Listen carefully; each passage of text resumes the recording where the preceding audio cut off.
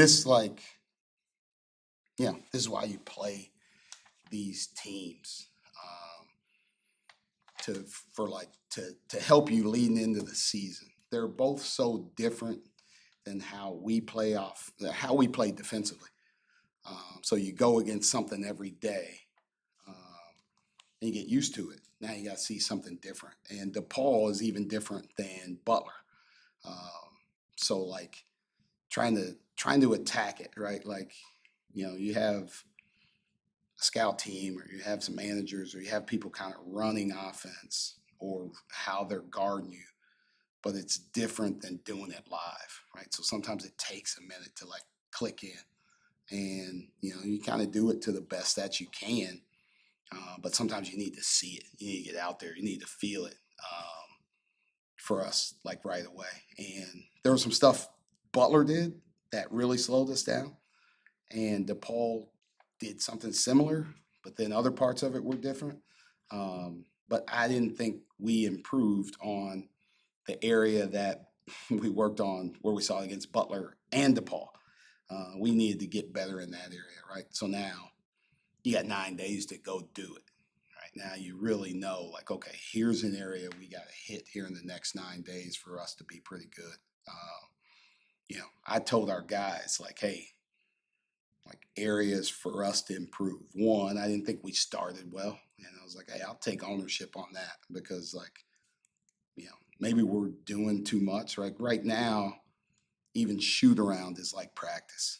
So it's a little bit harder because all these days we got to get something out of it. So maybe we went too hard at shoot around and we didn't have enough legs to be fresh or play at the right pace at the start. So I talked about that with our guys. And then, late game, I was like, hey, I should have just kept it simple, side out of bounds with what we needed, something that we always run, something we're comfortable with. But, we also haven't practiced it. We haven't been in those situations a lot. So that's something we got to improve, and I got to improve for those guys because, winning games late is going to be important for us. Where's the balance of being good at Butler and not so good tonight in situations? Like how do you balance last week's game and this week's game and say, okay, this is where we're at going into the season? Yeah. I thought we needed these situations late because we had them at Butler, but we didn't have our main guys in, right? So we got situations in, but these were different, right? These were like pressure packed moments. I got to get a stop. I got to get a rebound. We might get in transition. There's an out of bounds underneath. Like all these things happened that you try and manufacture as much as you can in practice that we need to get better at. So this was good for us in that area. We didn't shoot the ball well, right? Obviously, I'm speaking in honest terms here, but there's going to be nights where that happens. But 6 for 21 is not usually who we are, and we got some open looks. But I felt like, when the ball didn't go in, we kind of got our heads down early on instead of just gritting our teeth and getting stops when we needed to. So I think both games were helpful because there's going to be a game where we're going to have a lead, like at Butler. People are going to come back, and then we get a lead. We're also going to have games where people are going to jump on us, and we got to come back. So, you get all these situations at once. So this has been really helpful. Talk with Marcus maybe to have him flush the frustration when he gets frustrated like that, where shots not falling, he's maybe not getting a call. He's got to just figure out, I just got to keep playing and keep leading this team. Yeah, I mean that's part of it, right? I talked to all of those guys in the locker room. I just told them we have freshmen and sophomores that are gonna play, but they're also gonna be up and down at times. Like there's no consistent freshman or sophomore. We need our older guys to play better, and there's gonna be nights where they're not gonna play better. We need our older guys to be mature, and if we want to be really good, Keba, Carson, Braden, Logan, Marcus got to play maturely. And I think they were all up and down when And that's what I told them. That was the difference, right? I thought their older guys came and did something, right? But they also, I don't want to like tell Chris Holtman's business, but like NJ Benson and CJ Gunn are starters who did not start. So a message was sent, right? So they were going to play well. We need our guys to play maturely. But that was the difference in the game. I thought their older guys played well, and I didn't think our older guys did. Coach, 5 for 17 on layups. Where do you feel like the struggles were in finishing at the rim? Just got to finish them. I don't know. Like, you're getting there. You're getting opportunities. Like, you got to make them, right? Sometimes it's a difference in the game, too. It's miss or make. Shot goes in, it doesn't go in. Like, we got to the free throw line. We got on the offensive glass. We didn't turn it over a crazy amount of times. Sometimes it's just about concentration. You're getting in there. Got to finish. You got to concentrate through contact. You got to finish every opportunity. Or sometimes maybe you just got to play off 2 feet and shot fake somebody and get fouled and get you a couple free throws too. I know you talked about Sir after the last game, but obviously another really good performance from him tonight. Like, if this is the version of him that you're going to get this season, it certainly seems like it is. Like, how much does that help this team? Yeah, no, we need it. Like, he's playing with great energy. Like, kudos to him for getting himself ready. I thought after the season he worked really hard in the spring and had a good spring, but then he transformed his body in the summer and now into the fall, and he's playing with more energy. He's playing quicker. He's reacting to different things. He's getting to the rim. So he's doing really good things. Right? We got to keep it. You got to keep him playing at this level, and then we got to get some other guys up to that level with him too. Micah, what do you like about your defense after 2 exhibition games? I didn't necessarily think obviously we didn't start well, but they had a great game plan in how they were attacking us. We went to something middle of the first half that tried to take away what they were doing, and I thought the game kind of we got better defensively, I thought, when that happened. And it's something we haven't worked on a lot, but to see us do something we haven't worked on a lot and then put it into live action versus another team and have some pretty good success, I was pretty happy with that. The thing for me is, I thought we gave them a couple opportunities at the rim where we weren't physical enough, where they got the ball in the paint or right at the rim, and like we didn't come over and just crack somebody. That's something where I think we got to get better at. But we didn't play our best. I thought they got us in transition early in the second half. We got to improve our transition defense, more physical at the rim. But they scored 69 points. I thought we guarded at a pretty good level. Is this how exhibitions are going to look now moving forward for you? Like 1 on the road, 1 at home, play 2. Is there talk of maybe more than 2 in the future? Yeah.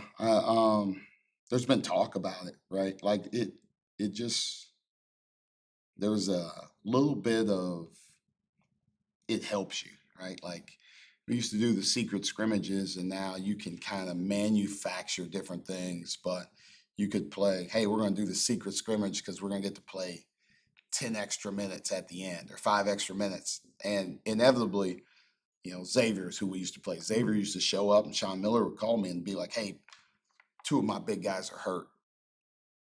Like, we're not going to play that 10 minutes. I'm like, yeah, because we don't have enough bodies either. So, right, you don't get, like, a game like this is what you kind of need. So there is talk of more, right? Like doing more. I'm for it, because we practice a lot. I think Steve Forbes tweeted it right before we played Butler. We played Butler October 17th. We used to start practice October 15th, right? So we're playing Butler would have been day 3 of practice. We've been practicing all summer, all fall. Like, these guys are tired of seeing each other. So, like, let's add another one to just get another look. And, it's helpful for everybody. I think everybody needs it. Like, just, it's hard to practice. We have 14 guys. Like our guards do not get a break in practice. There's 6 of them, and they play the entire time. So it's like, how much do you play? Because you need to practice, but also you got to keep them fresh to be able to play the right way in games. And I think you'll see, us right now. We got 9 days. Now we can taper back a little bit what we're doing. We got to get sharper, but we got to get our legs to where they need to be sharp on day one. But yeah, we're gonna play these exhibitions like this. It's 2 of them. You get a road one because you get a test, right? We have we play at Ohio State's our first road game. Playing at Butler is a great test for that. Doing your whole, how you travel, how you stay, how you do shoot around. Like now, you should be ready for your first road test. And now playing DePaul, you're playing at home. You get your home routine down and everything else. So I think this is going to be the way of the future. And you can play some people you probably, you can play your friends. Mhm. and it's okay, right? Like we can lose this game. I know there were things I needed to do to get better in our team, but I'm okay. I'm going to, shake hands with Chris Holtman. I'm going to watch the film, and then I'm going to call him on Monday, and we're going to talk about what they did, and I'm going to talk about what we did, and then we're going to help each other get better. So that's why you play people you're like pretty close with, because now they can talk about what they see from your team. You get a different eye. Can you see a trip to West Lafayette in the future? Maybe. They have only played road games, really. So we'll see if they change it. They've played on the road, all of those, and they've kept playing smaller schools. I think they play UIndy this week or whenever their second one is. So they've only played the one, but I could see it. Paint now, talk in the future, probably. Is that it? All right. Thank you, guys.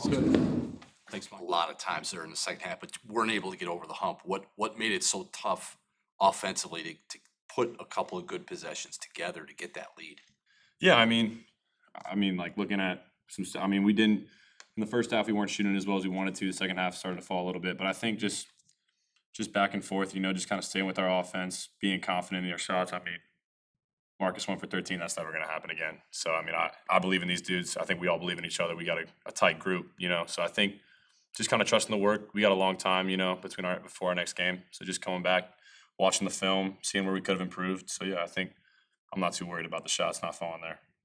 Sir, Coach talked about you over the offseason, like getting your body right, getting into shape. Like how does that feel? How does it feel different now that you're on the court and doing it?